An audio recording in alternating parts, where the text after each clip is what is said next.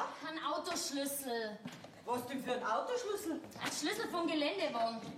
Du wirst doch jetzt nicht wohl mit dem Papa seinen neuen Jeep fahren wollen. Ich nicht, aber der Peter. Mei, Cornelia, ich bitte dich, treib's nicht zu weit. So, was du bloß hast. Der Peter fährt doch gut. Und immer bleifrei. Jetzt lenk nicht vom Thema ab. Schau, ich persönlich, ich hab ja gar nichts gegen deinen Peter Fronius. Aber dein Papa... Ja, der Papa. Der Diktator der Familie ist dagegen. Ja, gut, dass du das nicht vergessen hast. Ja, und? Wo wollt's hinfahren? Wir fahren über nach Fischbachau. Da ist halt ein Open Air in der Kiesgrube. Was? Ein Open Air. Ein Konzert mit dem Motto Rock in der Kiesgrube gegen Politik im Spendensumpf. Na, bravo. Unsere Tochter ist eine Revoluzerin. Ja, und an deinen Papa denkst du jetzt doch gar nicht. Doch, andauernd. Ich werde ja ständig an ihn erinnert. Bei jeder Affäre. Bei jedem Skandal, der in die Medien kommt, muss ich nur an meinen lieben Vater denken. Ja, der steckt doch mittendrin in dem Sumpf, den bisher nur keiner trockenlegen hat können. Also, Cornelia, also, wie kannst du nur sowas sagen?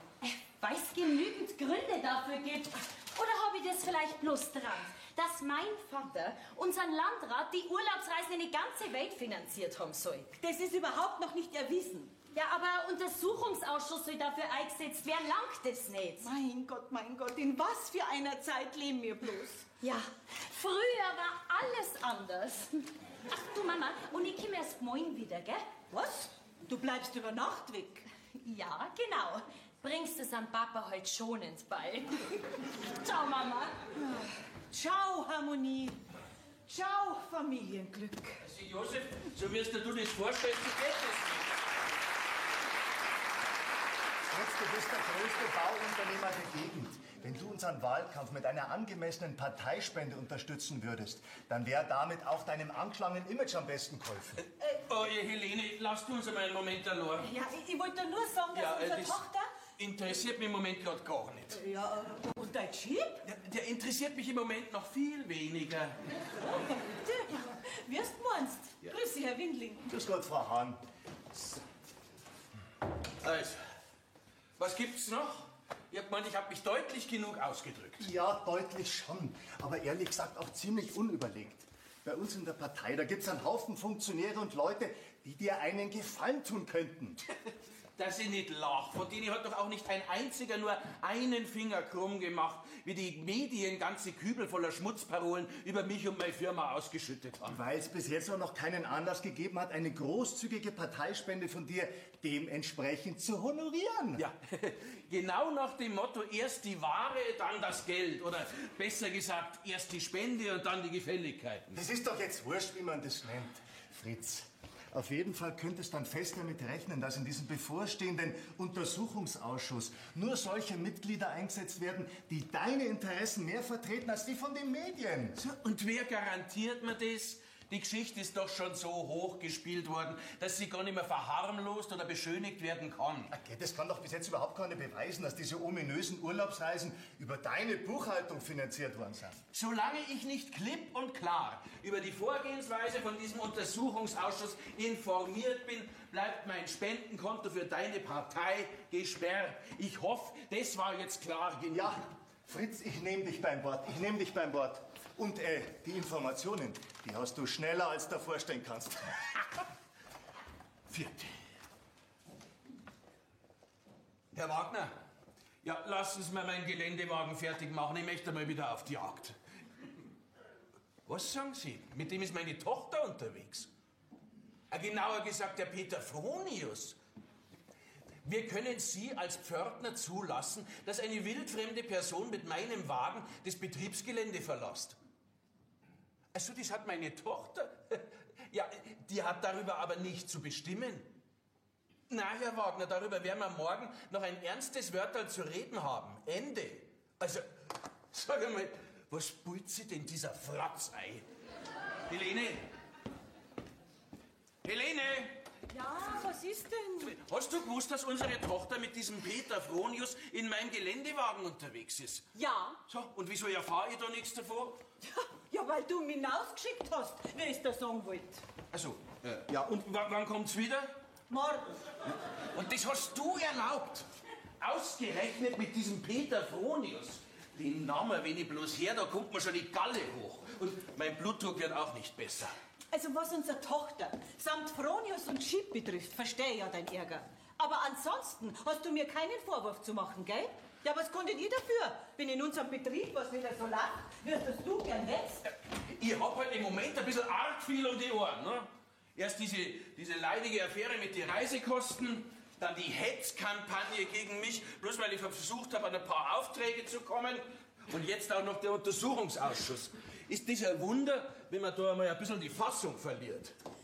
Übrigens, was ist denn mit der Rechnung?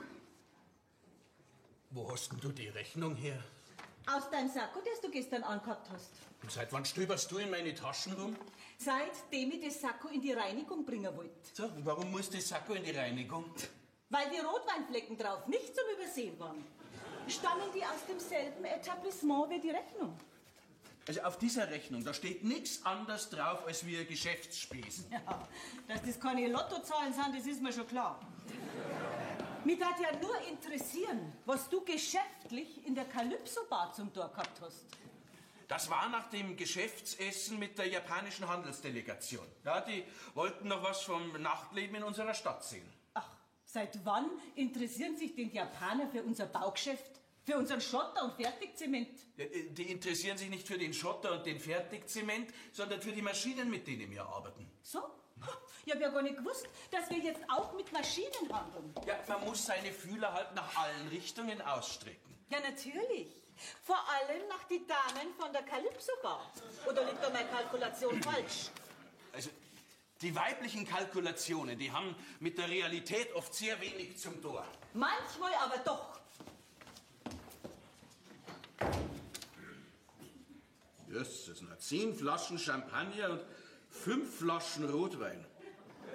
Mireskat, wer soll denn das alles getrunken haben? Ich weiß gar nichts mehr. Habe die Ehre! Charlie!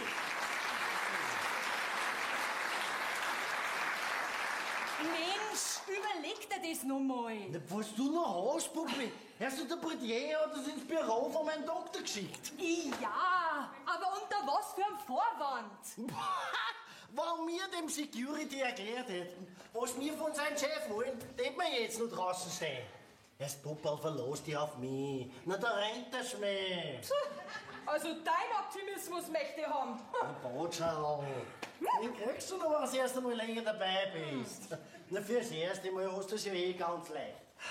Ich führe die Verhandlungen und du brauchst gerade jedes Mal Beifälle nicken. Weißt du, für so kleine Erpressereien, da braucht es eine Aufmischerin, die die Sache gehörig unterstreicht. Also mir ist nicht ganz wohl bei der Sache. Chopper, wie oft soll ich dir das noch erklären? Dieser saubere Herr war heute Nacht bei euch in der Calypso-Bar und ab 2 in der Früh war der Plunzenfett. Ich schlag diesen sauberen Herrn jetzt ein Geschäftel vor. Er kriegt von mir die Negative von den Fotos aus dem Separé und mir ein paar Grüne. Ja, und du bist die Zeugin, bis die Kasse stinkt. Ja, aber Charlie, du hast doch gar keine Fotos gemacht. Puppel, du musst da viel lernen. Weißt du, diese Sorte von Männern, die können keinen Skandal gebrauchen. Die fürchten in so einer Situation nichts mehr als wie eine eifersüchtige Alte. Du, die gehen schon in die Knie, wenn sie das Wort Fotos nur hören. Und zücken dann freiwillig das Scheckbuch. Meinst? Nee, klar. Das weiß ich aus Erfahrung. Jetzt hör doch einmal mit deiner unbegründeten Eifersucht auf. Pupsi, weißt du, besser könnte die Stimmung gar nicht sein. Weißt du, Scheißen. Soll ich meine Hände im Auto liegen lassen? Ey, Charlie, du kannst Fabi, mich mach doch nicht keinen einfach Aufstand. allein lassen. Also, hallo, Wir hatten Sie reingelassen. der Pförtner. Und was wollen Sie? Was ich will? Aber Gebauxi. Was fällt denn Ihnen ein? Wie kommen Sie denn dazu, dass Sie mich Bauxi nennen? Wer sind denn Sie überhaupt? Gebauxi, kennst bitte nimmer. Ich bin's, die Isabella, von heut Nacht. Was? Ja, aus der Calypso-Bar. ab 2 Uhr in der Früh hast du nur noch Bella zu mir gesagt. Ich hätte zu Ihnen? Ja. Ab 2 Uhr in der Früh, sagen's. Also, ich kann mich an überhaupt nichts mehr erinnern und in der Calypso-Bar war ich noch nie in meinem ganzen Leben. Ich weiß aber besser. Das müssen Sie mir aber erst einmal beweisen. Na und woher stammt dann da der Beleg? 10 Flaschen Champagner. Ja, und 5 Flaschen Rotwein. Das sagt noch gar nichts. Mir aber schon. So, und was ist das Problem? Ist die Rechnung nicht gezahlt worden? Na, das ist nicht der Grund. So, was dann? Mei, ich wollte dich heute einfach wiedersehen. Du hast doch letzte Nacht gesagt, dass du mich so schnell wie möglich wiedersehen magst.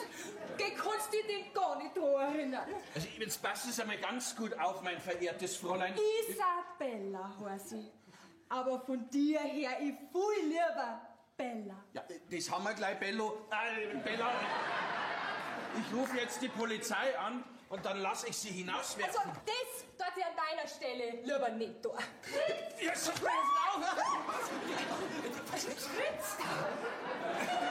Helene! Ja, was ist das da los? Also das Ganze ist ein Irrtum, das ist jetzt nicht so, wie es gerade im Moment ausgeschaut hat. Also, was Blöderes fällt dir jetzt nicht ein. Jo, schon, aber das darfst mir du nicht glauben. Das Fräulein Isabella ist nämlich... Die neue Sekretärin vom Herrn Doktor. Ja. Ach, und übt wohl schon ihr künftiges Betätigungsfeld. Oder sehe ich das vielleicht verkehrt? Nein, ihr ist ganz plötzlich schlecht geworden. was? Ja, ein Schwächeanfall oder sowas, ja. Es könnte ja auch der Föhn gewesen sein. Ja, so ist es. Glaub mir, es war ein Notfall. Mir ist ganz plötzlich schwarz vor die Augen geworden und ich danke dem Herrn Doktor, dass er mich so hilfreich gestützt hat. Ja. Kann die vielleicht ein Glas Wasser haben? Ja, ich bringe Ihnen gleich eins, gell? Jetzt hören Sie mal gut zu, mein Fräulein. Wer auch immer Sie sind, wenn Sie einer noch einmal umhaut, dann haben Sie das mir zu verdanken. Und ich verspreche Ihnen, dann bleiben Sie allein. Ich werde Ihnen das alles erklären. Da lege ich keinen Wert drauf. So, jetzt schauen Sie her, ich habe Ihnen eine Vitamin-C-Tablette reingetan. Danke. Und ich brauche jetzt ein Vitamin E von dir. E wie Erklärung. Seit wann brauchst denn du eine zusätzliche Sekretärin? Seit Jahren macht es unsere Tochter. Ja, da war ja auch überhaupt nie was dran auszusetzen. Ja? Aber wie du weißt, müssen wir doch demnächst mit einem Untersuchungsausschuss in Betrieb rechnen. Ja, und wenn ich jetzt da unsere gemeinsame Tochter als meine private Sekretärin vorstelle, dann ziehe ich doch unsere Tochter damit rein. Ja, dein Glück, dass ich dir doch nicht widersprechen kann. Also, wann können Sie denn Ihre neue Stellung antreten? Er meint die am Schreibtisch. Helene, was soll denn die junge Dame von uns denken? Ja, die junge Dame wird schon das Richtige denken. Also, wann könnten Sie anfangen? Wenn Sie nichts dagegen haben, sofort. Ja, das ist ja wunderbar. Dann wäre quasi da Ihr Büro. Gut. Na, halt, das ist die falsche Tür. Jetzt geht's in die Besenkammer. Fräulein, wie war jetzt gleich der Name? Kritschek. Isabella Kritschek. Was, du stellst eine neue Sekretärin ein und weißt nicht einmal, wie es heißt?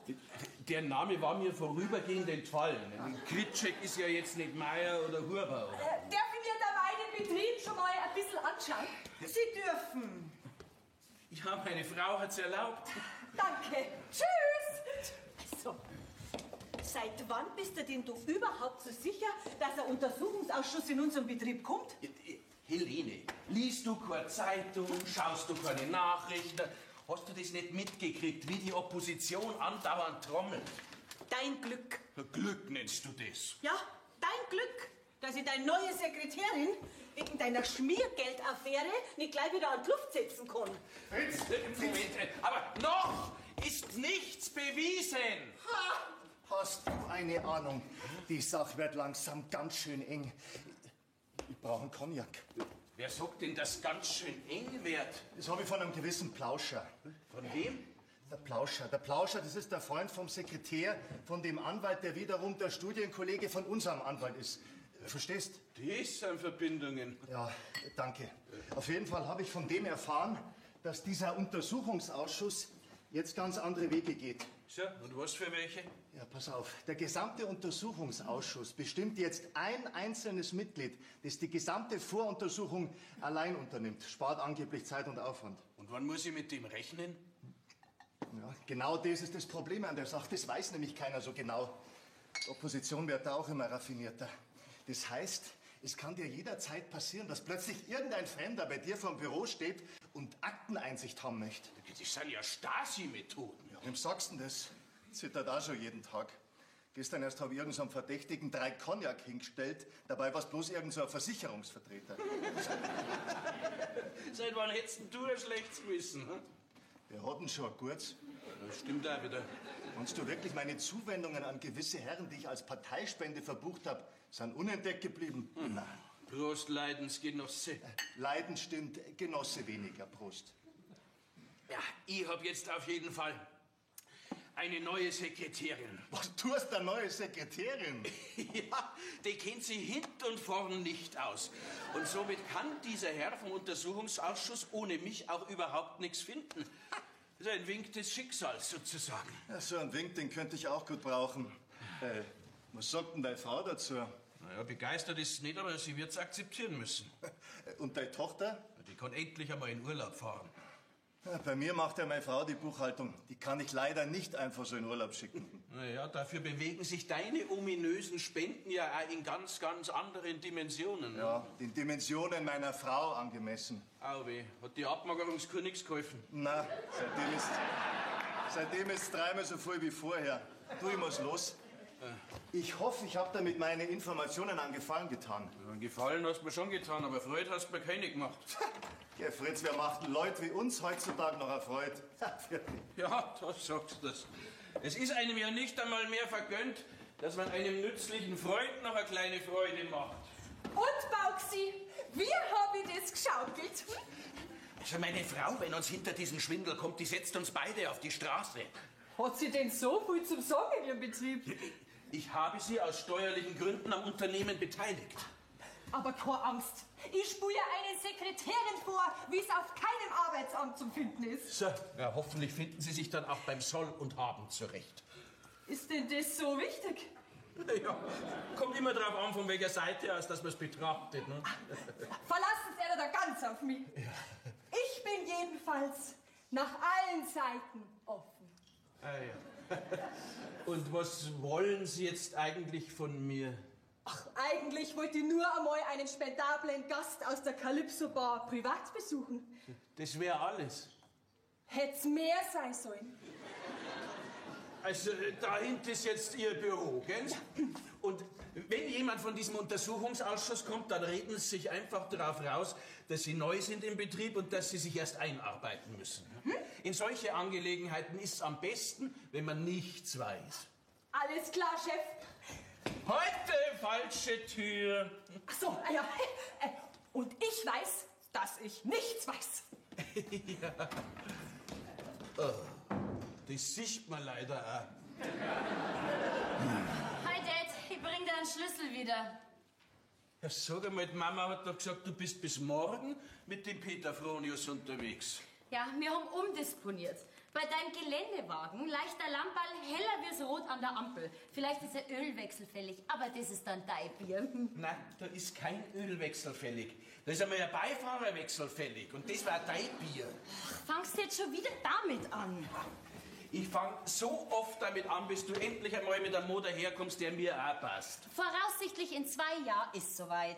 Auch in 2 Jahren werde ich meine Meinung zu dem Typen nicht geändert haben. In 2 Jahren hat der Bäder sein Diplom und damit einen schönen Posten im Ministerium sicher, sagt sein Onkel. Und dann reden wir weiter. Du bist doch immer gegen diese sogenannten Amigo-Geschäfterl. Ja, ich schon. Aber du lebst schon lang sehr gut davon. Du, Bauxi? Sie, Herr Chef? Wer ist denn das?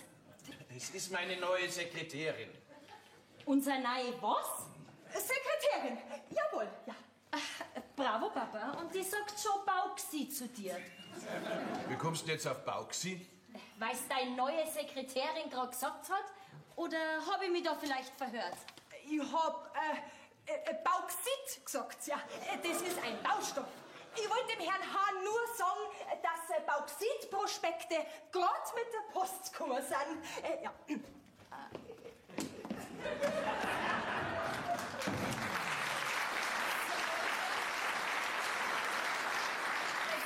was sagt Mama da dazu?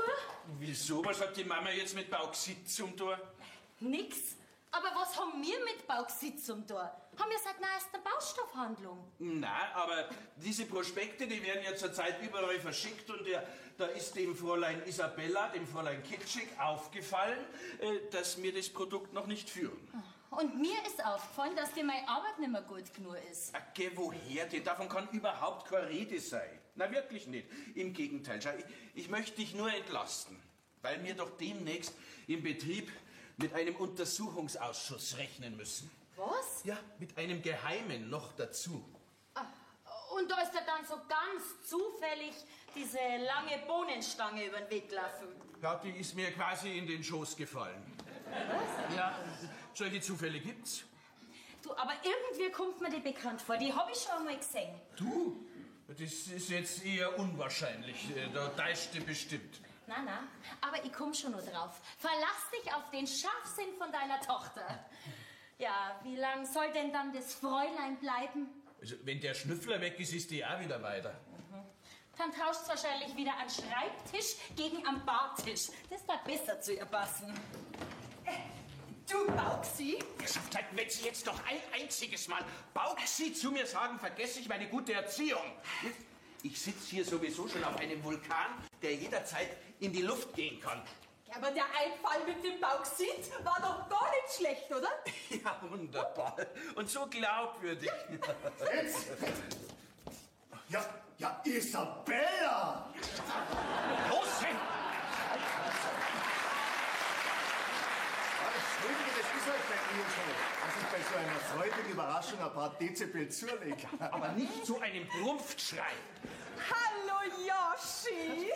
Ab sofort Herr Windling. Selbstverständlich, Herr Doktor. Also dann bist das wirklich du, Bella? Also, ihr kennt's euch. Ja, ich mein, nur flüchtig natürlich, gell?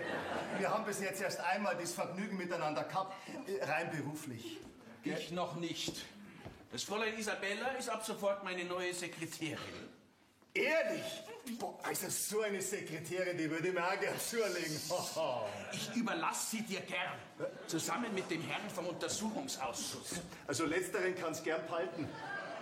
Die Isabella, die besuche ich lieber in der Calypso-Bar. Ja, da wird sie aber keine Zeit mehr dafür haben, weil sie ab jetzt hier einen Fulltime-Job hat. Also, am Wochenende bin ich wieder eine Privatperson. Da ist dann die Bar nur ein Nebenjob für mich.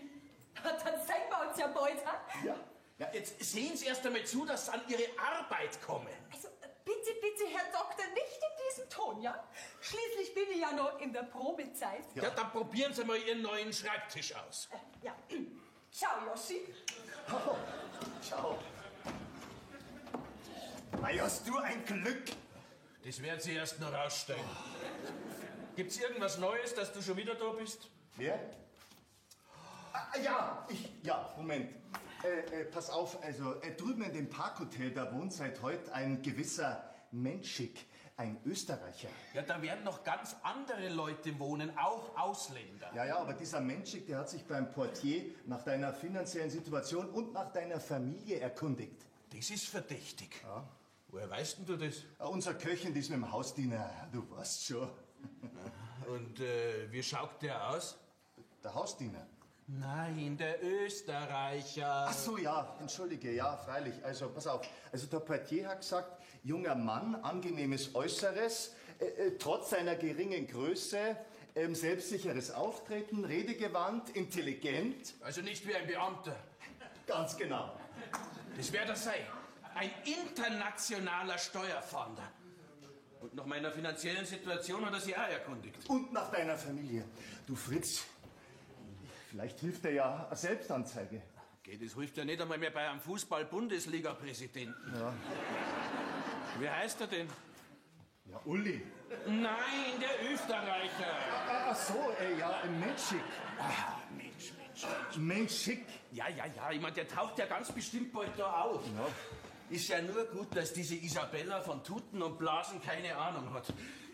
Und an mir wird sich dieser Menschik die Zähne ausbeißen. Dem werde ich entgegentreten mit meiner ganzen Persönlichkeit. Fritz, warte mal. Mit der jahrzehntelangen Erfahrung, mit der wir aus diesem Unternehmen das gemacht haben, was es heute ist. Gepaart mit allen Tricks der modernen Unternehmensführung. Zu Deutsch, der findet nix. Diesen Herren, den werde ich zeigen, mit wem sie es zu tun haben. Und zwar in aller Deutlichkeit. Fritz, jetzt mal ganz langsam. Fritz, bitte spiel uns jetzt nicht den Rambo, ja? Dann lass mich nur machen. Den Schnüffler, den stutz ich mir auf einen Meter zusammen. Das wäre das sein. Was, wer denn? Wie kommst du denn da drauf? Das Klopfen, das klingt so amtlich, so herausfordernd, so unbestechlich. Findest? Stimmt, du hast recht. Scheiße, was macht man jetzt? Ja. Jetzt sag halt herein. Wieso denn ich? Herein? Bist du wahnsinnig? Grüß Gott, die Herren. Grüß Gott.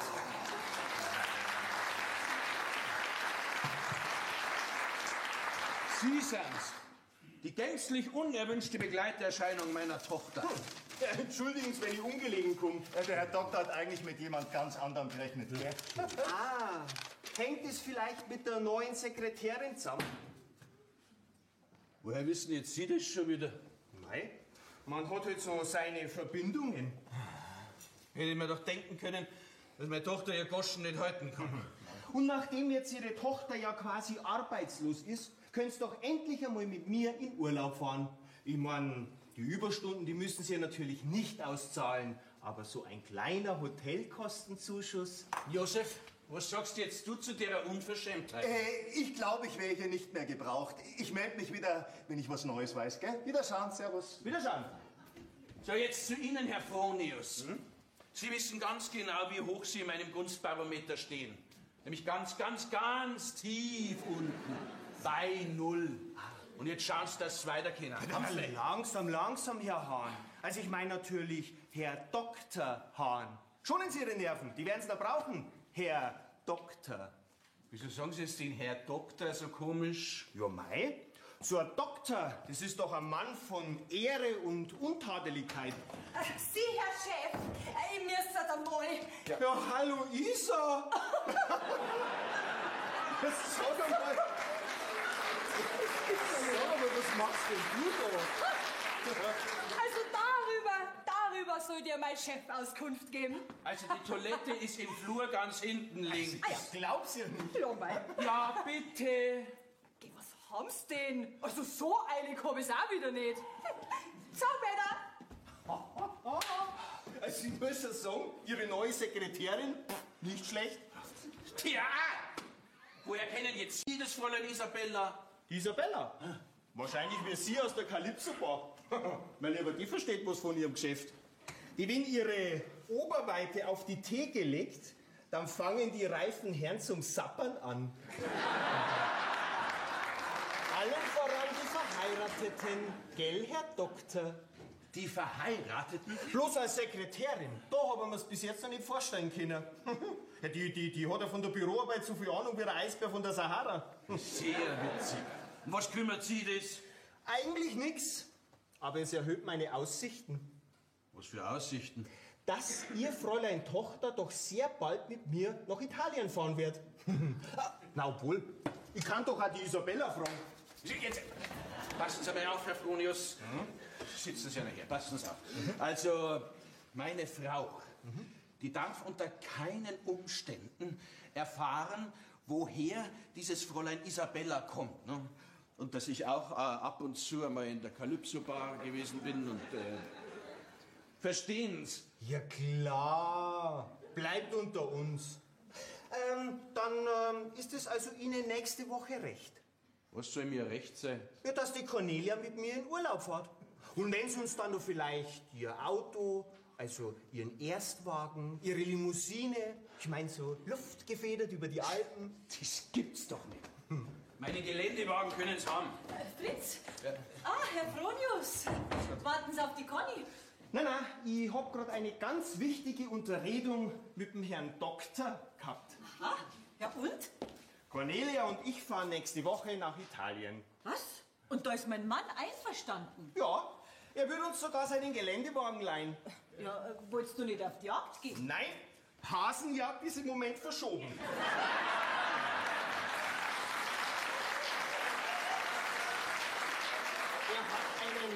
Er hat einen kleinen Defekt.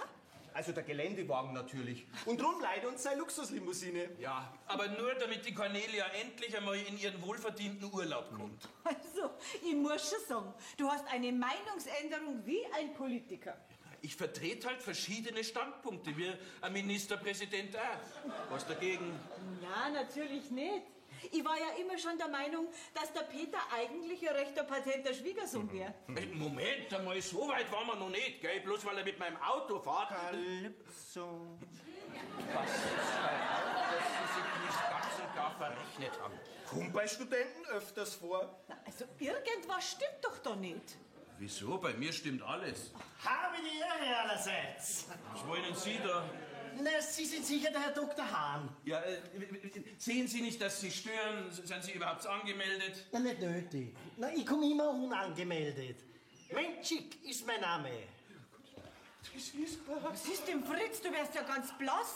Das ist der Vorbote vom Untersuchungsausschuss.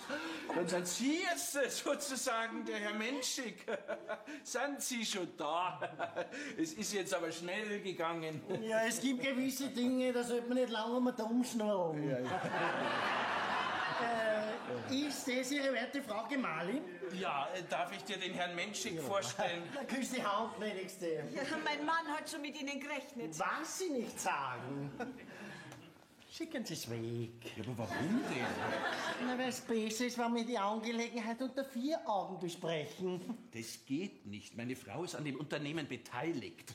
Und wer ist das? Das ist ein sicher der Paragraphenschurster. Nein, ich bin nur der Peter Fronius und fahre nächste Woche mit der Tochter vom Herrn Doktor in Urlaub. Und das soll sich auch über die Häuser hauen. Putzen. Also ja, bitte, wenn es der Herr Doktor so wünscht. Na, bleiben Sie ruhig da, Herr Fronius. Na, bitte, wenn Sie der Meinung sind, Herr Doktor, dass unsere Angelegenheit eine Sache für alle Anwesenden ist, na, also mir soll es recht sein. Bitte. Mein Mann hat keine Geheimnisse vor mir. Gell, Fritz? Na, gewisse Dokumente, gnädigste, könnten Ihren werten Herrn Gemahl aber doch sehr kompromittieren. Na, und es wäre mir sehr unangenehm, wenn ich Sie damit hineinziehen müsste. Na, und darum wäre es besser, wenn wir die Angelegenheit unter 4 Augen besprechen und uns gütlich einigen könnten. Für eine gütliche Einigung bin ich immer zum Haben. Herr Doktor! Ja, dann kann ich Ihnen auch gleich meine neue Sekretärin vorstellen. Es ist das Fräulein Kitschik. Kritschek! Ihr was? Ja, eine bessere war auf dem Arbeitsmarkt momentan nicht zu finden. Na, das passt. Das ist leibend. Der Herr Dr. Hahn hat mich extra eingestellt, weil jemand vom Untersuchungsausschuss kommen soll. In einer geheimer Mission. Verstehen Sie das nicht, dass Sie seit Tagen da erwartet werden und ja, jetzt sind Sie da. Ja, klar, na, jetzt bin ich da. Ich weiß jetzt, wie dieser laufende Meter vom Untersuchungsausschuss ausschaut. Das wissen wir schon, Woher? weil er schon da ist. Wer? Dann sind Sie also der Herr Menschik. Ja, klar. Ja, aber so klar sind Sie ja gar nicht. Auch unter den Regenwürmern gibt es Hengste. Ich habe mir gedacht, ihr habt's Lipizzaner.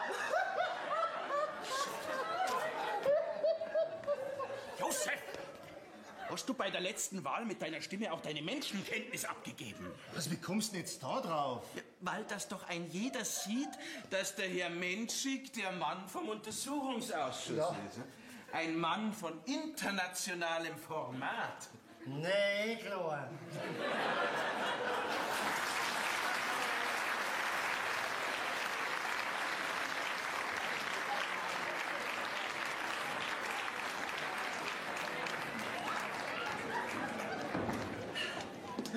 Warte ein bisschen. Nee, Charlie, wenn der Chef kommt.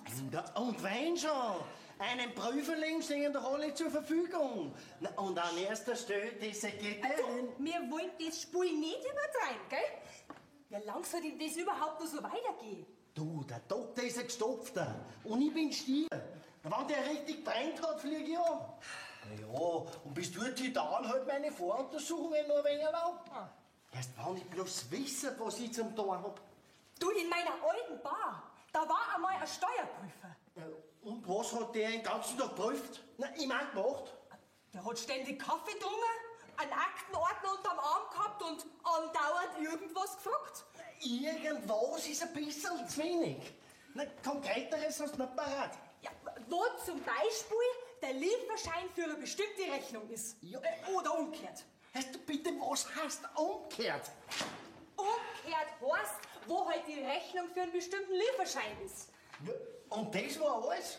Ja, und noch Belege für dies und jenes hat er auch ständig gefragt. Belege. Das ist unser werter Fabrikant, so ein Politiker verschiedenste Parteien geschmiert haben. Na, mit Spendengeldern und Urlaubsreisen. Ja, dann suchst halt genau nach den Belege. Ja, den er sehr schwer oder gar nicht finden wird. Heißt der Bübschi, der darf die ganze Bude auf den Kopf stellen. Ja, aber umso länger können wir doch da bleiben. Du, und einen Notizblock brauchst du auch noch. So was? Damit du halt einfach alles notieren kannst. Das ist doch das Wichtigste bei so einer Untersuchung. Na also, dann fangen wir doch gleich mal an mit der Untersuchung. Alter, Charlie! Was? Ich mein doch Quittungen, Scheckbücher, Überweisungen. Vielleicht im Büro von der Tochter. Hast recht. Na, bevor wir da umeinander lernen und eine Fahrt haben, gehen wir's an. Erst der Bübsche, da bist du eine Schorfe, Alte. Und wir zwei sind unschlagbar.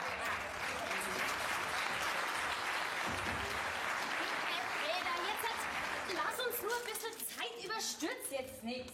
Keine Angst. Ich teste doch bloß aus, was alles möglich ist. Ich hab bisher aber nichts von irgendwelche Möglichkeiten für uns gespannt. Mei, vielleicht hat sich ja dein Vater anders überlegt. Da glaube ich nur eher, dass mein pechschwarzer Vater ein Grüner wird. Ja, das soll alles schon vorkommen sein. Lass dich überraschen. Du, Cornelia, hast du nichts im Büro zum tun? Wieso ich? Das macht doch jetzt alles deine neue Sekretärin. Ja, aber du kannst dir ja vielleicht ein bisschen helfen, ne? Sie einarbeiten oder so. Also mir hat seinerzeit auch niemand geholfen. Na. Dein Vater hat schon recht. Die neue Sekretärin, die kann ja an Computer nicht von einer Mikrowellen unterscheiden. Ich finde schon auch, dass man ihr unter die Arme greifen sollte. Ja, siehst du, der Peter ist genau derselben Meinung wie ich. Der Peter? Hab ich mich da jetzt vielleicht verhört? Du sagst einfach Peter zum Peter. Ja, warum denn nicht? Er heißt doch so. Sag einmal, Papa, ist dir nicht gut? In Anbetracht der Tatsache, Dass der Untersuchungsausschuss schon quasi vor der Tür steht und die neue Sekretärin keinen blassen Schimmer hat, verliert alles andere seine Wichtigkeit. genau so ist es. Oh, ich muss. Wie schaut's aus? Kommst mit? Wir bleiben nicht lang weg. Ja, ich weiß nicht. Ja, der Herr Papa, der hat doch bestimmt nichts dagegen, oder? Nein, natürlich nicht. Auf ein baldiges Wiedersehen, Herr Doktor. Sag einmal, wir haben doch heute nicht den 1. April. Dieser Fronius, der wird sich noch umschauen, wenn ich den Spieß wieder umdrehe. Herr Doktor, Ja, was gibt's? ich werde auf der Suche nach gewissen Belegen. Ja. Und dann hätte ich gerne einen Mokka gespritzt und eine Gulaschen. Ah, was? Einen Mokka mit Weinbrand und ein Gefühlshefegebäck. Aha. Und was für Belege? Na, erst, das weiß ich ja selber noch nicht genau. Nein, ich meine, ich verfolge da schon eine brandheiße Spur, gell? Was denn für eine brandheiße Spur? Die mich zu den Belegen führt. Na, wollen Sie mir jetzt sagen könnten, wo Sie sind? Die Golatschen. Nein, die Belege. Ach so, ja, also ich habe da im Moment eigentlich überhaupt keine Zeit dafür. Aber das Fräulein Isabella ist Ihnen bestimmt behilflich. Na, die Isabella, die kann das nicht. Die ist so blond.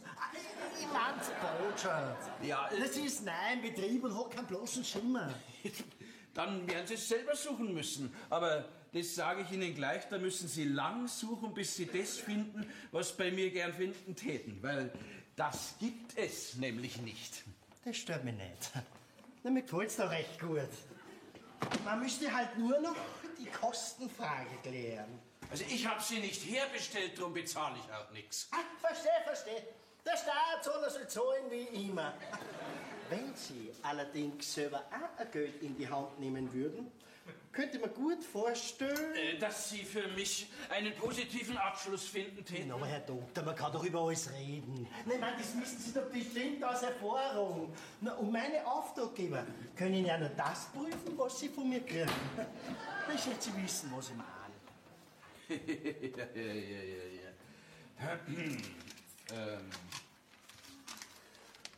Reicht es? Na bitte, Herr Doktor, dafür wem halten Sie mich denn? Na, ich meine doch nur für Ihre Spesen. Ja, bitte. Also, verstehe.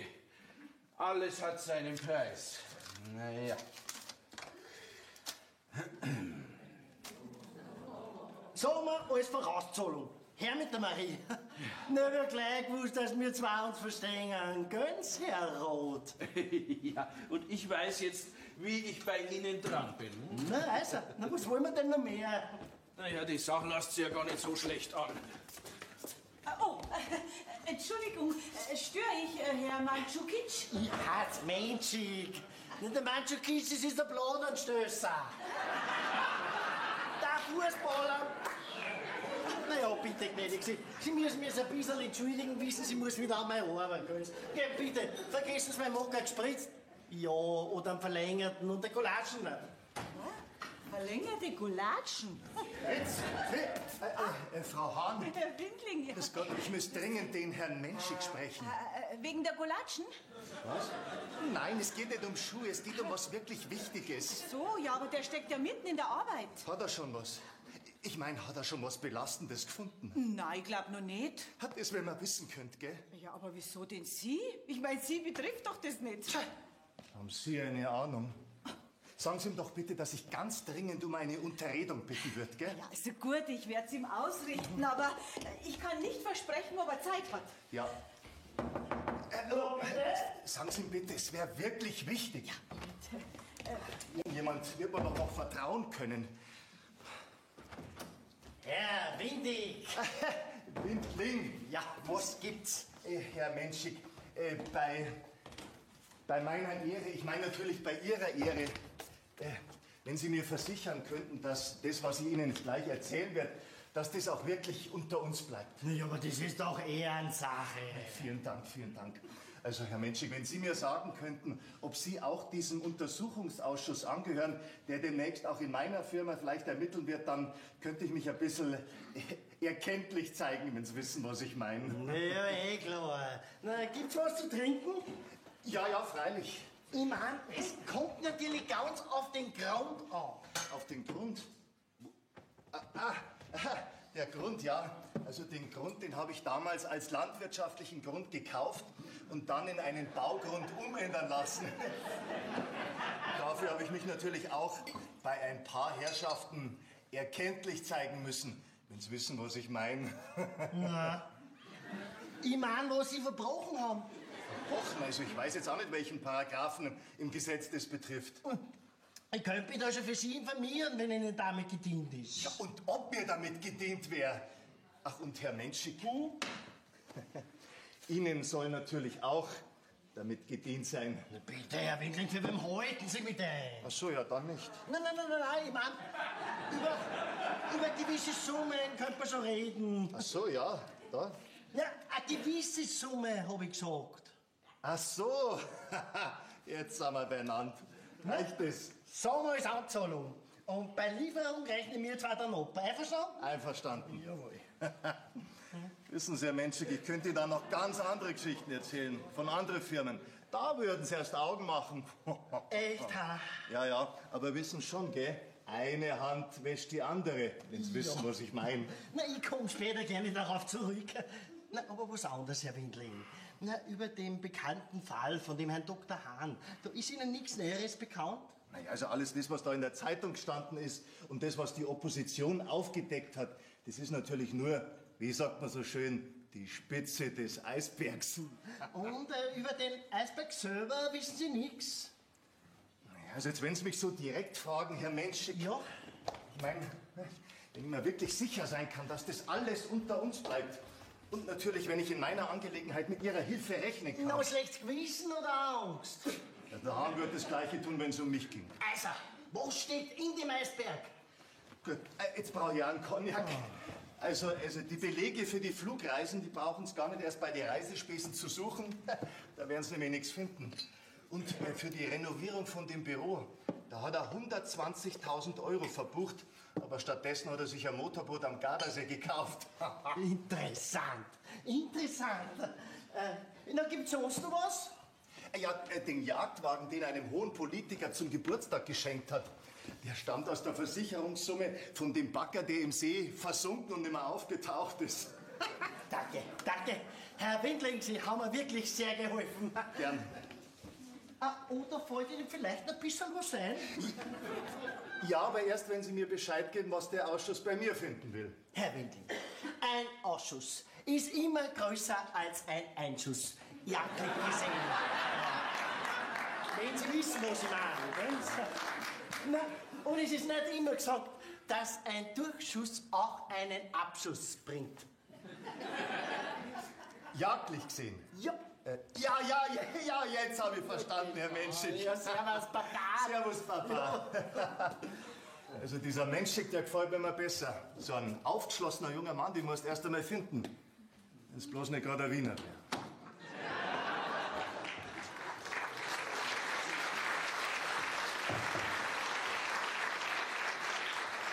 Was wollten der Windling von Ihnen? Nichts Besonderes. Sie, Herr Doktor, mir ist da aufgefallen, dass für die bekannte Affäre keine Reisespesen verbucht sind. Ja, können Sie was verbuchen, was es nicht gibt? Zucker? Ja, zwei bitte. Na, das nicht, aber was anderes. Sie haben für die Renovierung von Ihrem Büro 120.000 Euro angegeben. Na, erst das willst du bei den Klumpert im Finanzamt doch nicht erklären, oder? Na, also, wie kommst du denn jetzt auf sowas? Da hat doch das eine mit dem anderen gar nichts zu tun. Na, höchstens so viel, als dass gewisse Gelder in ganz andere Kanäle geflossen sind. Na, also, Herr Menschig, ich verbitte mir solche Unterstellungen. Bitte nicht in den Ton. Na, da kenne ich sonst keinen Guten nicht? Ich müsste Sie nämlich sonst fragen, warum der angeblich versunkene Bagger im See nicht gefunden worden ist. Versicherung, aber genau die Summe ausgeschüttet hat, die der neue Jagdwagen gekostet hat, der aber gar nicht mehr da ist. Also, Herr Menschig, lassen Sie sich das erklären. Na, bitte nicht mir. Bitte nicht mir. Aber dem Untersuchungsausschuss, na, dem werden Sie eine blitzsaubere Erklärung abgeben müssen. Woher dieses Wiener Würstel das alles weiß? Du, Papa!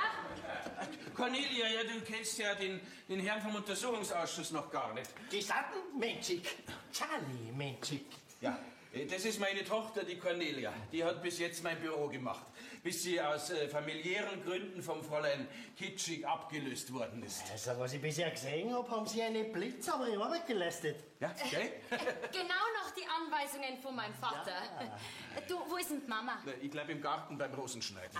Dann wünsche ich weiterhin viel Vergnügen, Herr Charlie Menschig. Hübsche Tochter haben Sie, sehr hübsch. Na, ganz die Mama. Heißt, hat schon Hammer? Naja, ich meine, ist sie schon in festen Händen. Ach so, na, wirklich nicht. Also, wer da herin einmal das Sagen haben wird, das bestimmt schon ich und nicht jemand anders, ne? Aber also, wenn Sie das wünschen, Herr Menschig, dann steht Ihnen meine Tochter selbstverständlich jederzeit und überall zur Verfügung. Tatsächlich? Ja. Für Büroarbeiten natürlich. Das ist ja verständlich, Herr Dr. Künstler. So, jetzt. Warten Sie, ich mache Ihnen die Tür Oh, auf. danke, ganz lieb. Oh, bitteschön. Danke sehr. Du, Papa! Cornelia, wie gefällt dir denn dieser Herr Menschig, hä? Komische Frage. Mai, ein bisschen klar heute? Naja, auch unter Lipizanern gibt's Regenwürmer. Oder so. Das hat er gesagt. Ist ja wurscht. Schau, du musst ihn ja nicht heiraten, aber es wäre nicht schlecht, wenn du dich ein bisschen um ihn kümmern tätest. Wie meinst du jetzt das, Papa? Ja, dass du einfach ein bisschen freundlich zu ihm bist.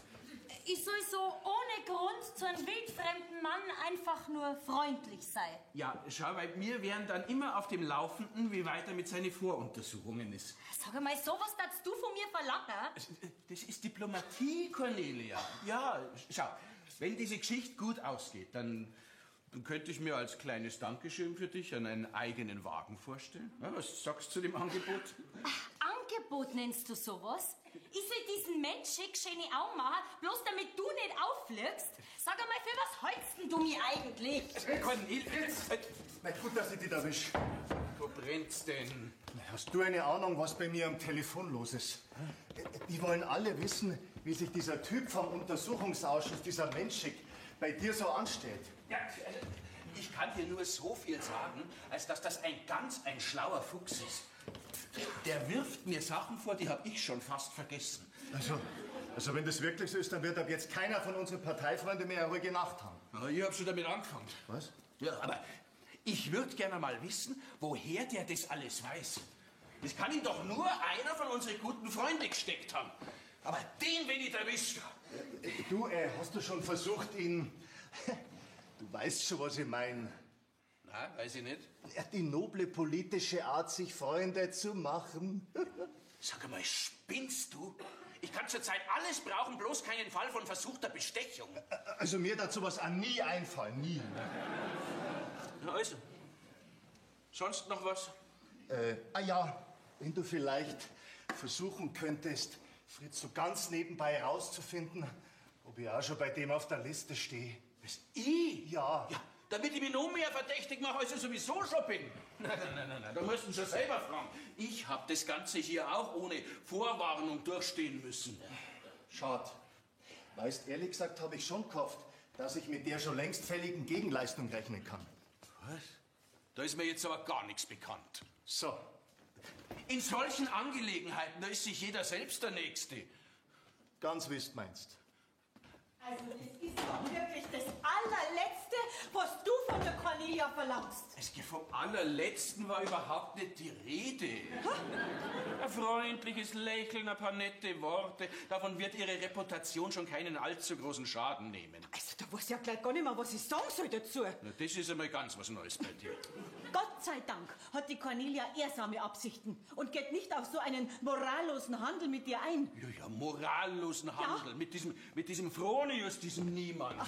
Das ist ein ganz gewöhnlicher Mitgiftjäger. Der möchte sie bloß ins gemachte Nest setzen. Auf so einen alten Kas gebe ich nicht einmal mehr Antwort. Also das ist so eine Unverschämtheit. Conny, was ist denn los? Was regst du denn so auf? Stell dir vor, mein Vater verlangt von mir, dass ich diesem Mensch schöne Augen machen soll. Das ist allerdings sehr raffiniert. Raffiniert, hundsgemein ist es. Ja, die ist auch. Aber wenn ich mal überlege... Da gibt's nichts zum Überlegen. Doch. Schau mal. Wenn du mir versprichst, dass du dich genau an meine Anweisungen hältst, dann wird dein lieber Vater sehr bald froh sein darüber, dass seine Tochter einen Freund hat, der sie ganz ohne Vorurteile heiratet. Da komm ich jetzt aber nicht ganz mit. Jetzt pass auf. Ich werd das Gefühl nicht los, dass dieser menschlicher ausgemachter Schwindler ist. Ich weiß von der Isabella... Was? Du kennst diese Isabella? Woher? Ja, das erklärt er alles, wenn's an der Zeit ist. Wie lange kennst du das denn schon? Wen? Na, diese Isabella. Ha, ich sieh schon, du weißt mal aus. Cornelia, bitteschön. Jetzt halt einen klaren Kopf. Ich will jetzt wissen, was mit dir und dieser Isabella da ist. Also gut. Sie ist genauso wenig eine Bürokraft, wie der menschliche Beauftragter von der Untersuchungskommission ist. Kannst du das beweisen? Beweisen? Ha, sofort. Aber ich will, dass wenn die Sache auffliegt, dein Vater so blamiert ist, dass er zu uns zwar nur noch Ja und Amen sagen kann. Nein, das war schön. Aber ohne Fleiß kein Preis. Zuallererst musst du das schon mal da, was dein Vater von dir verlangt. Was? Sag mal, und das verlangst ausgerechnet du von mir? Conny, das ist doch bloß zu unserem gemeinsamen Vorteil. Es ist was anderes auch noch. Ja, was denn? Komm, sag mir's schon. Aber ganz leise. Ja? Nein!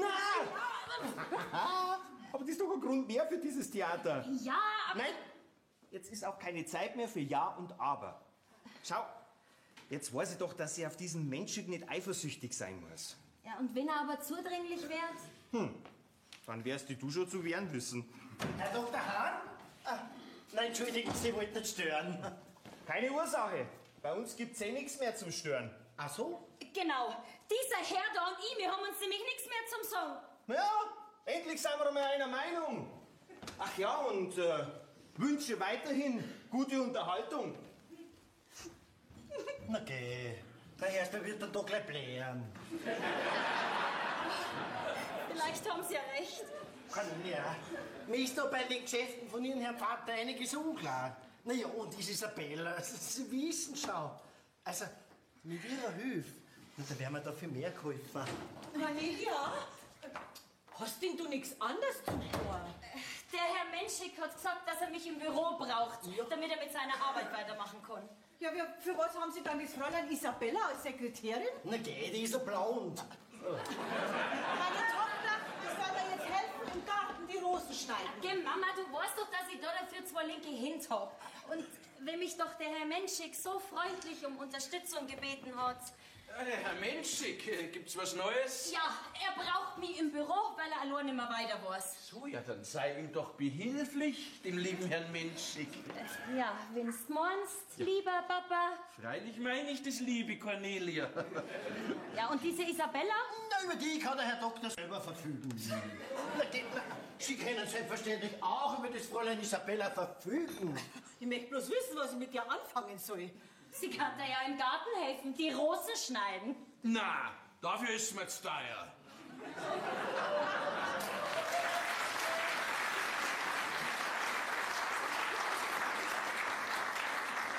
Seit 3 Tagen her ich immer dasselbe von Erna. Das wie oft Sie Ihnen nachsagen, dass mit den Überweisungen, die Kontoauszüge, die Aktnotizen und die Rechnungen ständig durcheinander kommen, wenn ich nur in Ihre Augen schaue.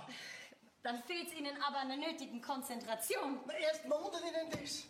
Fräulein Cornelia, na warum haben Sie endlich einmal einen Abend lang für mich Zeit? Mei, nach der Arbeit habe ich immer was anderes im Kopf. Dann geht's Ihnen besser wie mir. Heißt, ich träum sogar schon in der Nacht von Ihnen. Cornelia, warum? Herr Menschik, Sie müssen mir schon ein bisschen Zeit geben. Na geh, also sagst du Charlie zu mir. Ja, das ändert aber nichts an meiner Einstellung. Na, Sie sag's einmal, können Sie sich das gar nicht vorstellen? Also, ich meine, dass mir zwei... Herr Menschik, Herr Doktor, kommen Sie zurecht? wie meinen Sie das? Ach so, na ja, logisch. Ja. Cornelia, magst du nicht den Herrn Menschik einmal zum Mittagessen einladen in die Post?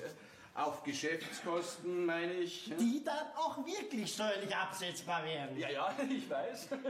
Also, wie schaut's aus? Ja, die Mama hat doch schon gekocht. Ah, das ist wurscht, das bringen wir schon weiter. Da laden wir das Fräulein Kitschig zum Essen ein. Ja, wenn's meinst, Papa. Ja, freilich meine ich, liebe Cornelia, lass dich nur blicken mit dem Herrn Menschik, ne? Damit die Leute auch sehen, wie gut wir mit dem Untersuchungsausschuss zurechtkommen.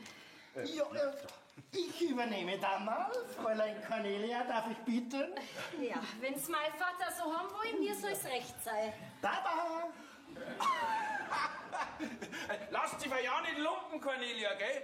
Die Hälfte zahlt sowieso das Finanzamt.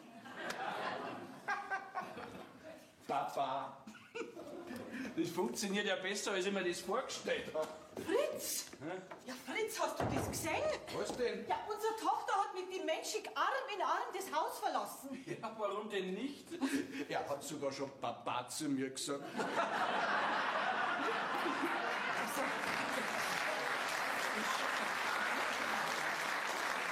Ich hab die 2 zum Essen geschickt in die Post. Also jetzt komme ich nicht mehr mit. Ja, brauchst du auch nicht. So ein Geschäftsessen, das gehört einfach dazu, verstehst du? Ja, das verbessert unser Verhältnis mit dem Herrn Menschik. Aber ich red doch nicht vom Essen. Ja, ich verstehe bloß die Cornelia nicht mehr. Vor ein paar Tagen, da hat's mir noch vorgeheult, was du mit ihr vorhast. Und jetzt tut sie so, als wäre das das Selbstverständlichste von der Welt. Ja, es ist halt eine folgsame Tochter. Ist das jetzt alles, was du dazu zum Sagen hast? Jetzt schau mal her, das wäre doch gar nicht verkehrt, so einen Mann zum Schwiegersohn zu haben. Ja, dann könnte uns in Zukunft überhaupt nichts mehr passieren. Also gegen den Peter Fronius, da hast du Himmel und Hölle in Bewegung gesetzt. Und das Wiener Würstel, das wäre jetzt auf einmal der richtige Schwiegersohn. Na also bitte, da fehlt mir jetzt der nötige Durchblick. Ja, aber mir nicht, schau mal. Ich habe nämlich eine Menschenkenntnis. Du? Ja. Und ich habe vom ersten Moment an gesehen, dass dieser Herr Menschik ein Mann der Zukunft ist. Ja, der ist stattlich, groß gewachsen, ja, offen und ehrlich und der Cornelia wird's gerade so gegangen sein. Fritz! Alle Achtung vor deiner Verschleierungstaktik. Ja, was soll jetzt das heißen? Naja, dass du deine Tochter wirklich dazu gebracht hast, dass die mit diesem Menschlicher Verhältnis anfängt. Verhältnisse, bitte recht schön. Was kann denn ich dafür, wenn die Cornelia endlich einmal einen richtigen Mann findet? Ja, was dir sicherlich ganz ungelegen kommt, gell? Warum soll man sich über solche Kontakte nicht freuen? Die können sehr hilfreich sein. Davon leben wir doch alle, oder? Ja, weißt aber schon, wenn sich der Kontakt vertieft, dann wirst wahrscheinlich nicht lang der alleinige Nutznießer bleiben. Was soll jetzt das wieder heißen? Da gibt's noch ein paar andere, die da mitnaschen wollen. Also, deine Andeutungen, die werden immer undurchsichtiger. Okay, also wenn du einmal deinen Durchblick verloren hättest, schau. Vertrauliche Informationen von deinem Schwiegersohn ins B, ja, die sichern dir doch jegliche Gegenleistung von unseren Parteifreunden. Und wie du sagst, davon leben wir doch schließlich alle. Und ich als dein alter, bester Freund Sepp, ich würde halt auch gerne ein bisschen davon profitieren. Jetzt machst du aber mal einen Punkt, ja? Ich bin froh, wenn die Sache für mich im Sand verläuft. Was ja beweisen würde, dass der Hase so genau richtig läuft. Und dann wollen wir doch alle ein bisschen teilhaben an deinem Glück, oder? Weißt nicht, dass aus Schneidern plötzlich Erpresser werden? Weißt schon, was ich meine, gell? Vierte. So ein Schmierenkomödianze! Ich opfere meine Tochter und die wollen Trittbrett fahren. Aber ohne mich. So. Herr Wagner, ja? Der Windling, der kommt mir nicht mehr hier aufs Gelände. Der Mann hat Hausverbot. Den möchte ich hier nie wieder sehen. Ende. Grüß Gott, Herr Doktor. Wollen denn Sie schon wieder da? Ich will bloß eine Erklärung von Ihnen. Eine Erklärung? Da bin ich jetzt einmal gespannt. Es handelt sich um Ihre Tochter. Die verkehrt ja mit dem Menschik bereits in der Öffentlichkeit und man sagt, dass das nicht ganz ohne ihr Zutun passiert. So, ohne mein Zutun? Da sind Sie aber falsch informiert. Meine Tochter, die kann tun und lassen, was sie will. Ja, was nicht sagen? Ja, ja. Sie hat gewählt und sie hat gut gewählt. Aha. Und was war dann der Grund, dass Sie auf einmal so freundlich zu mir waren, wo die Isabella auftaucht ist? Sie. Versuchen Sie ja nicht, mich mit der Vergangenheit von der Isabella zu erpressen, Gens. Da beißen Sie bei mir auf Granit. Das wollte ich jetzt noch wissen, bevor ich dann das Kapitel Cornelia für mich endgültig abschließe. Gell, Herr Doktor? Ja, jetzt überraschen Sie mich, Herr Fronius. Positiv, ausgesprochen positiv. Entschuldigen Sie, Herr Doktor, aber ich finde mich ohne den Herrn Menschik einfach nicht zurecht. Dann müssen Sie halt warten, bis der Herr Menschik wieder da ist. Ne? Er ist gerade außer Haus bei einer Ausschusssitzung. Ich war schon in der Post. Ja, und was dagegen? Ihre Tochter ist doch auch bei der Sitzung. Ja, das braucht Sie auch gar nicht wundern, weil meine Tochter ist über alle Belange in dieser Firma besser informiert als wie Sie. Wenn Sie wüssten, über was ich alles informiert bin. Moment, was wolltest du damit sagen? Ach, Herr Fronius, Grüß Gott, Frau Hahn. Sie wollen sicher zu meinem Mann? Na, die Begegnung habe ich gerade hinter mir. Es tut mir so leid, aber das Ganze mit der Cornelia trifft mich besonders hart. Ja, also ich verstehe ja meine Tochter auch nicht. Wie man sich in einem Menschen so täuschen kann. Ja, also das kann ich nur bestätigen. So ein Trost tut so gut. Ja, also Sie dürfen es mir glauben, Herr Fronius, dass Sie mir als Schwiegersohn viel lieber gewesen wären. Ja, aber das nützt mir jetzt auch nichts mehr. Nein, Sie werden sich schon an den Menschen gewöhnen müssen. Oh, und das wird mir schwer fallen. Ach mein Gott, na jetzt trösten Sie sich. Schauen Sie, andere Mütter haben doch auch schöne Töchter. Hm? Dankeschön für den Trost. Ja, jetzt müssen Sie mich aber entschuldigen. Ich muss wieder. Wiederschauen, Frau Hahn. Wieder schauen.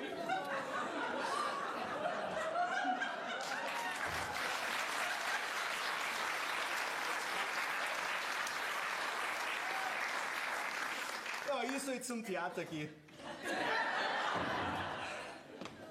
Du bist du da? Ich hab mich gerade persönlich trösten lassen von der Frau Hahn. Und wer tröstet mich? Macht es nicht der Herr Hahn? Da lege ich keinen Wert drauf.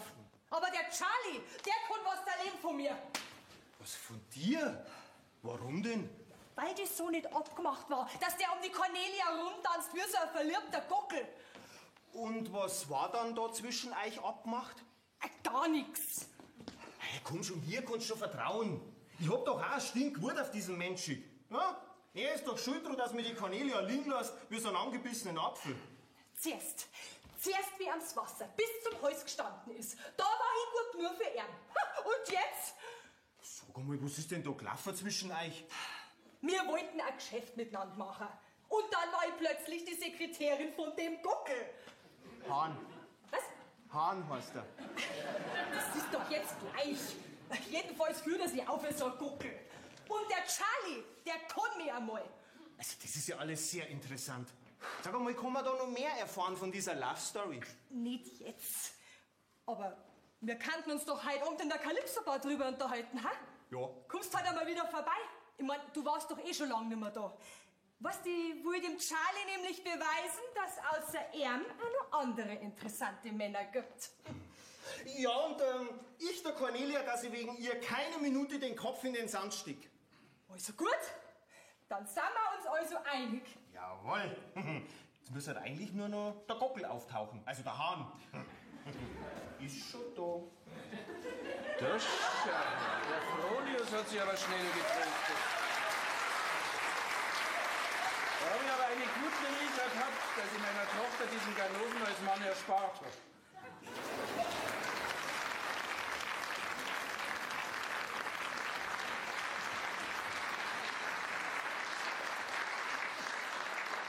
Also Cornelia, wer stellst du denn das vor?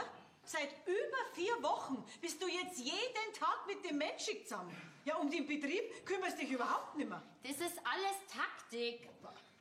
Und der Papa sagt, wenn ich mit ihm aus dem Haus bin, dann kann er nicht im Büro rumschnüffeln. Ja, und meine Arbeit macht er jetzt diese Sexbombe. Ich frag mich dann bloß, wie dieser Mensch die Unterlagen für den Ausschuss zusammenbringen will. Ja, eben. Was eben? Keine Unterlagen, keine Untersuchung. Ach, so meinst du? Ja, und du glaubst, das geht so einfach? Na, der Charlie sagt's jedenfalls. Was? Du sagst jetzt schon Charlie zu ihm? Also Mama, noch mehr als 4 Wochen. Ja, dann kann ich mir ja denken, was sonst noch alles passiert ist. Ja, du bist nicht die Einzige, die sich darüber Gedanken macht. Cornelia, du willst doch jetzt nicht damit sagen, dass... Für mich ist hier Feierabend. Nur, dass Sie das wissen. Was ist denn los? Ich schau doch... Ich schau diesen schamlosen Treiben von dem Herrn Menschik und einer Tochter nimmer länger zu. Und was kümmert Sie das? Mehr wie Sie glauben. Der Charlie Menschik war nämlich bis vor 4 Wochen mein fixer Freund und Lebensabschnittspartner. Was? Ja, und wenn schon, dann hat der Herr Menschik eben ganz einfach umdisponiert. Aber ganz gewaltig. Er ist nämlich hergekommen, um Sie mit den Fotos von der Calypso-Bar zu erpressen. Was sagen Sie da? Und Sie hatten gleich für den vom Untersuchungsausschuss gehalten. Sie reden doch am Blödsinn daher. Dieser Blödsinn ist Realität, Herr Doktor. Dieser Menschik ist nämlich vom Untersuchungsausschuss genauso weit entfernt wie Sie von einem Doktortitel. Sie reden ja auch bloß am Blödsinn. Wie heißt jetzt gleich noch mit der Professor? Also Ihr Doktorvater in Berlin? Hä? Der Vater vom Doktor? Und welchen Doktor denn? Ach, der Doktorvater, der Doktorvater, ja, das habe ich vergessen. Sag einmal, und wie lang warst du das schon mit Charlie? Geahnt habe ich seit 4 Wochen. Genau wissen, du ist seit 3 Tagen. Jetzt sagen Sie bitte, dass das ein schlechter Witz ist. Na, das ist kein schlechter Witz, sondern ein guter. Einer, über den Ihr gesamter Freundes- und Bekanntenkreis nur sehr viel zum Lachen haben wird. Der Baulöwe und mittelständische Unternehmer Fritz Hahn fällt auf einen kleinkriminellen Österreicher rein. Mein Herz! Fritz! Oh, Fritz! Oh. Fritz, was ist denn da? Mein Herz ist Gott sei Dank in Ordnung. Sonst kannst du jetzt eine Witwenrente beantragen. Und Sie schauen, dass Sie rauskommen, ja? Okay. Halt, falsche Tür! Da geht's raus. Im Büro haben Sie nichts mehr verloren. Ist schon recht. Und genau dasselbe gilt für Sie, Herr Fronius, dass Sie durch die Tür da verschwinden. Oder glauben Sie, ich bin neugierig auf Ihren Spott und auf Ihre Verleumdungen? Ja, der Gerechte muss eben viel leiden, gell, Herr Doktor? Geh, komm, du wirst dem Schwindler nicht nachweinen. Meine absolute Menschenkenntnis, mein Instinkt, mein guter Riecher, hat mich alles im Stich gelassen. Und jetzt der Spott von alle Leuten. Ich kann im Erdboden versinken. Na ja, jetzt komm. Ich sorge jetzt dafür, dass dieser Betrüger sofort von der Polizei abgeführt wird. Ja, das magst. Na, heute ist es... Das geht ja gar nicht, dann sind wir ja allesamt blamiert. Wieso denn mir? Du? Ja, eben. Und darum muss dieser Menschig im Haus bleiben. Ja. Wir tun ganz einfach so, wie wenn nichts gewesen wäre. Ja, aber was ist denn dann mit der Isabella und dem Herrn Fronius? Ah, die bringe ich schon irgendwie zum Schweigen. Ja, und was ist jetzt da mit deinem Doktortitel? Ja, mit dem Doktortitel. Hätte mich dein Vater akzeptiert, wenn ich keinen Doktortitel gehabt hätte, der mit seinem Standesdünkel... Ja, das weiß ich schon. Darum hast du ihn ja auch gemacht. Naja, jetzt nicht so direkt gemacht. Ja, eher gekauft. Kauft? Ja, geschenkt kriegst du sowas nicht. Nein, jetzt sag, dass das nicht wahr ist. Papa! Ich hab doch nie Zeit gehabt. Ich habe ja von früh bis spät da herin müssen. Und es hat seinerzeit schon genügend arbeitslose Akademiker gegeben, die ganz froh waren, wenn sie sich auf die Art und Weise ein bisschen Geld verdienen haben können. Ja, und der Professor? Ich mein, du brauchst doch einen Doktorvater. Ja, das war überhaupt kein Problem. Da hat es in Berlin einen gegeben, dem war das für 5.000 Mark vollkommen wurscht, ob man das selber geschrieben hat oder nicht. Ja, hat doch keine Sau ahnen können, dass es einmal Computerprogramme geben wird, mit denen man sowas überprüfen kann. Also gut. Also dieses Thema, das hätten wir jetzt. Und was ist jetzt mit dem Untersuchungsausschuss? Ja, die sollen nur herkommen, mit denen wäre ich schon irgendwie fertig. Ja. Und was wird aus mir? Also du gibst diesem Menschig einen Laufpass. Ja, aber der Peter wird doch jetzt bestimmt nichts mehr von mir wissen wollen. Der Peter war für dich überhaupt nie in Frage gekommen. Hör mal mit der Flatterei auf dort! Ja, aber es war es. Cornelia, du, als Alleinerbin von dem Unternehmen, da kannst doch du an jedem Finger Zähne haben. Ja, und keiner wird mir was von mir wissen wollen. Ich mein jetzt, nachdem ich... Du willst doch nicht behaupten, dass du... Na sowas! Von wem? Also, dass du da nur fragen kannst. Von Charlie Menschig. Von diesem Gauner und Betrüger? Den kennst du erst seit 4 Wochen. Ja, Mai? Wie hast denn du sowas machen können? Ja, aber du hast doch von mir verlangt, dass ich zu ihm freundlich sein soll. Also zwischen freundlich sein und ein Kind kriegen, da ist ein kleiner Unterschied. So eine Schande! Mei, ich wollte deinem Papa heute Freude machen. Das ist dir hervorragend gelungen. Also wirklich so eine Bescherung. So. Jetzt haben wir einen falschen Mann vom Untersuchungsausschuss, den wir vertuschen müssen. Dann haben wir ein lediges Kind, von dem keiner wissen darf, wer der Vater ist. Ja, und dieser Großvater hat, dieser falscher Doktor ist und nicht einmal einen Gauner von einem Politiker unterscheiden kann, weil er selber der größte Gauner ist. Oh Gott, das ist eine Familie. Aber heiraten kannst du diesen Menschen auf gar keinen Fall. Warum denn nicht? Ich hol mir doch nicht so einen Schwindler und Betrüger ins Haus. Ein Österreicher noch dazu. Na, Herr Doktor, wie schaut's aus? Sie trauen sich da noch rein. Sie ausgeschämter Betrüger, Sie. Erst bis hinter mir rein, das spielt nicht mit mir, weil sonst ein Matschenbaum ankommt. Ton auch noch. So ist recht, ja, das haben wir gleich. Aha. Ja, Raffels ist noch auch die Kieberer. Ja. Erst die werden schauen, was ich nicht zum Erzählen habe. Ich geh zwar in Häfen, aber Sie kommen noch. Ja, danke, das hat sich schon erledigt. Herr Menschig, Herrn, also, wir können doch über alles reden, war das nicht, Also, geht doch. Schauen Sie, wenn Sie eingesperrt werden, dann wäre doch ich zum Gespött von alle Leid. Das ist anzunehmen. Also, wenn Sie aber jetzt im Haus bleiben und wir tun ganz einfach so, wie wenn überhaupt nichts gewesen wäre. Was nix gewesen? Aber das geht doch nicht. Es müsste ja auch nicht umsonst sein. Na, darüber können wir reden. Na, bei mir ist ja gerade Ultimo. Und was ist mit mir? Ja, und was sie meiner Tochter sonst noch alles angetan haben. Na, erst Mamschi. Also, ich meine, dass das Putzerl jetzt ein Foto braucht, ist aber nicht meine Schuld. Na, so eine Schande, so eine Schande. Helene, beruhig dich doch. Was hätten Sie einer denn da vorgestellt, Herr Menschig? So. Was? Na, ausgeschlossen, dafür kriege ich ja 10 Arbeiter einen Monat lang. Ja, aber kein Angehörigen vom Untersuchungsausschuss. Na, und noch dazu einen, der wo verdeckt ermittelt. Und der hat natürlich seinen Preis. Sagen wir die Hälfte. Alles oder nix. Also eine Unverschämtheit ist das. Und mit so einem Erpresser hast dich du einlassen. Ja, bitte keine Beleidigung, gnädige Frau. Also über Geld haben wir doch da und ich nie gesprochen. Also, wann habe ich die Marie? Und mach keinen Schmäh. Nur Bares ist Wahres. Sagen wir in 8 Tagen. Und bescheiß mich ja nicht. Sonst komme ich wieder, aber mit der Puffen. Hä? Mit was? Kanone. Nur ganz eine kleine.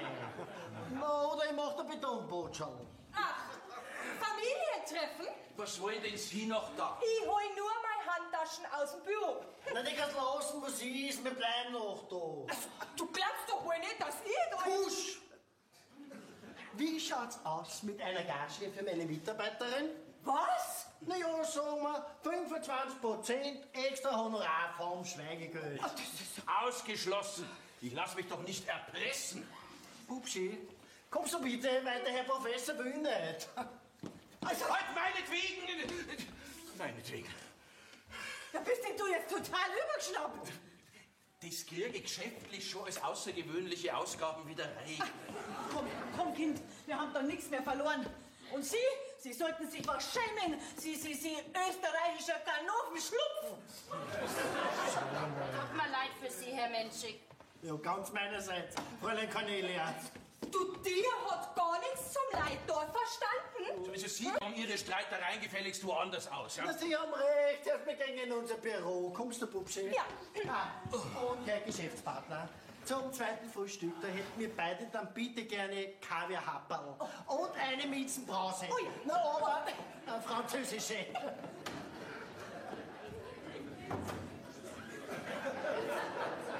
Und? Wieder wohl auf, Herr Doktor? Hören Sie doch auf mit Ihren depperten Doktorspielchen. Was wollen Sie? Ja, ich hätte ganz kurzfristig einen Kredit braucht. Für Kredite sind Banken zuständig. Das ist mir schon bekannt. Aber die Banker, die sind ja sowas von engstirnig, die verlangen sogar einen Bürgen dafür. Ja, und mit ihrer Bürgschaft, da könnte ich mir ein Auto kaufen. Okay, dann muss ich ja froh sein, dass Sie kein Flugzeug wollen. Ja. Ja, und wenn Sie mich dann hin und wieder während meines Studiums in Ihrem Betrieb einstellen, dann haben Sie sogar die erforderliche Sicherheit für Ihre Bürgschaft. Ja, oder haben Sie vielleicht einen besseren Vorschlag? Jetzt passen Sie einmal ganz gut auf. Machen Sie, was Sie wollen, aber von mir kriegen Sie nicht einen einzigen Cent. Sie haben die Wahl. Wer die Qual hat, hat die Wahl. Wie viel? Moment. Ja. Der Windling, ich hab Ihnen doch gesagt, dass ich den auf gar keinen Fall... So dringend? Ja, dann lassen Sie ihn Gottes Namerei. Herr Schock, der hat mir gerade noch gefällt. Sie schauen jetzt, dass darüber verschwindet. Erst müssen Sie das unterschreiben. Ja, was ist denn das? Das war für die Bürgschaft. Ausgeschlossen. Gut, dann warten wir, bis der Herr Windling kommt. So, aber wir zwei, wir rechnen noch ab. Ja, aber erst, wenn das Geld auf meinem Konto gut geschrieben ist. Jetzt, Was gibt's? da wäre als erstes einmal die Bestätigung für die zugesagte Parteispende. Und dann bräuchte ich bloß noch den Scheck dafür. Schon wieder so ein Papier, das bloß ein Geld kostet und überhaupt nichts bringt. Nein. Moment einmal. Also, über eine zugesagte Parteispende ist mir aber nichts bekannt. So, Herr Winzig. das sagt der Richtige. Ja, schon da? Ja, freilich. Herr Menschig, Sie haben doch vorhin am Telefon erzählt, dass der Herr Hahn eine Parteispende zugesagt hat, oder? Was soll ich zugesagt haben? Na, dass sich im Moment eine Parteispende sehr positiv auf die Arbeit des Untersuchungsausschusses auswirken würde. Wissen Sie es nicht mehr? Ich müsste sonst... Sie müssen gar nichts. Na, das kommt ganz darauf an, ob Sie Ihre Zusage halten. Na, da wird er sich doch nicht lumpen lassen, gell, Herr Windling? Na, da wird er sich ganz bestimmt nicht lumpen lassen, der Fritz, gell? Ich hab dir ja gleich gesagt, dass das der richtige Mann für uns ist. Du musst's ja wissen. Jetzt komm, Fritz. Das ist für dich und deine Firma, das ist doch ein Pappenstiel. Hm? Noch ein paar solche Pappenstiele und ich bin Konkurs. Du, und wenn du dabei bist, dann führ mir doch bitte auch gleich den Scheck aus. Weißt, irgendwann ist der menschlich weg und so wie ich dich kenne, kannst du dich da noch nichts mehr erinnern. Aber 1-0 kommt weg, gell? Die Parteispitze wechselt sowieso. So. Und dann hoffe ich auch weiterhin auf Ihre tatkräftige Unterstützung. Na, das ist doch Ehrensache. Und ich, Herr Menschik, hoffe, dass wir auch bei weiteren Untersuchungen so positiv mit Ihrer Unterstützung rechnen können. Gell? Vielen Dank, vielen Dank. Und Fritz, vielen Dank. Wiederschauen. Ich wünsche dir, dass dir all deine Wünsche in Erfüllung gehen, du. Naja, ich muss dann gehen, weil wir kommen sonst die Tränen. Herr Chef, ich bräuchte da eine Unterschrift. Mir hört denn das überhaupt nicht mehr auf. Was ist denn das jetzt wieder? Ach, das ist nur der Passierschein für Ihren Geländewagen. Was wollen Sie denn mit meinem Geländewagen? Der Charlie und ich, wir wollen zum Mittagessen. Geben Sie uns einen Blankoscheck mit oder sollen wir die Rechnung daher schicken lassen? Macht's doch, was wollt's. Ich bin ja bloß froh, wenn ich euch ein paar Tage lang nicht mehr sehen muss. Also gut, dann unterschreiben Sie bitte da. Zeit ist ja Geld. Aber fahren Sie mir nicht zu Schrott. Ach, keine Angst. Der Charlie hat im letzten halben Jahr erst 3 Totalschäden gehabt. Und kann ich noch was für Sie tun, Partner? Ja, Und was? hauen's ab. Ja, das werde ich wohl jetzt müssen. Leider ist gerade das Faxer durchgekommen. Herr Dr. Hahn, wir kündigen an, dass ab morgen Herr Dr. Schütz für die Vorarbeiten des Untersuchungsausschusses in Ihrer Firma tätig sein wird. Gezeichnete Staatsanwaltschaft München. Der Schütz. Ja, ausgerechnet der Schütz, das ist der schärfste von alle Schnüffler überhaupt. Ein Grund mehr, dass ich jetzt verschwinde. Ja, wenn Sie es nur gerade einsehen. Ja, dann werden Sie ja einsehen, dass das seinen besonderen Preis hat. Bitte, Sie brauchen bloß nur unterschreiben. Für den Betrag? Niemals. Ja, dann werden wir zwei halt gemeinsam auf den Herrn Dr. Schütz warten. Jetzt verschwinden Sie, bevor ein Unglück schicht. Das kommt ganz auf ihn an. Na, bitte unterschreiben. Also von mir aus, aber jetzt verschwinden Sie und zwar sofort. So schnell wie Ihr Chip uns fort. So, Charlie, bist du weit? Nicht weiter als du denkst, Bubschi. Sie glauben doch nicht im Ja, Ernst, das dass ist kein Topfen im Autoschlüssel. Ja, meine Kraxen, die hab ich abgeschossen. Na, weil vor mir einer gemeint hat, er müsste da einschleifen. Und dann hat es einen Busser gegeben. Na ja, mein Moped hat kein Puppenrutschen. Kein was? Kein Rücksitz. Also, was ist jetzt? Puffen oder Betonbotschau? Also gut. Von mir aus, bitteschön. Na ja, und dein Hobby kannst du am Flughafen abholen. Ja, der Schlüssel liegt dann am Informationsschalter. Ciao, Bauxi. Baba! Tschüss.